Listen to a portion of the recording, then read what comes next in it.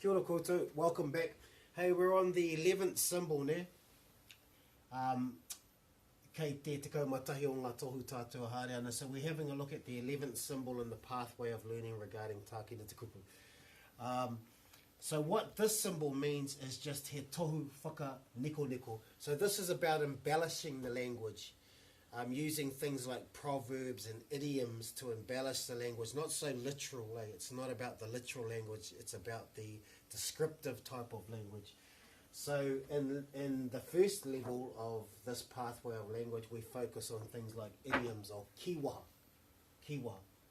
And there are a selection here. So one way we can say, you're awesome, is we have a kiwaha on idiom saying, koia kei akwe. Koia kei akwe. Next minute, that's been a famous saying that was all over Facebook and around the net. And in Te Reo Māori, mea wake, next minute, something else happened. And one more, e kira, for reals, e kira. So at our basic level, when we go through this pathway of learning once on a basic level, we'll start off with kiwa, he tohu whakanikoniko, to embellish your language, to give you a few little, just local idioms we say, like neck minute and all those kind of things. And then when we scaffold up to level 2, we'll use proverbs, like, hiaha te tahi proverb, Robbie? Hiaha te tahi.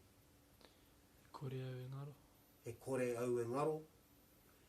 I will never be lost. He kākano. I ruia mai. I rangi Aotea. I am a seed sown in the heavens. So again, that whole descriptive embellishing the language, we use proverbial sayings instead of talking literally about something. So basically on this 11th symbol in the pathway, at level 1 we'll use kiwaha, level 2 we'll use proverbs, level 3 we'll go into more descriptive forms of kōrero, and level 4 we encourage people to start to create their own idioms and proverbs and descriptive language. Ne? So that's what you'll find when you get to Te Tekau Mātahi o Ngā Tohu, the 11th of the symbols, He Tohu whakanikoniko, a sign of embellishment, language embellishment. Ngā mihi.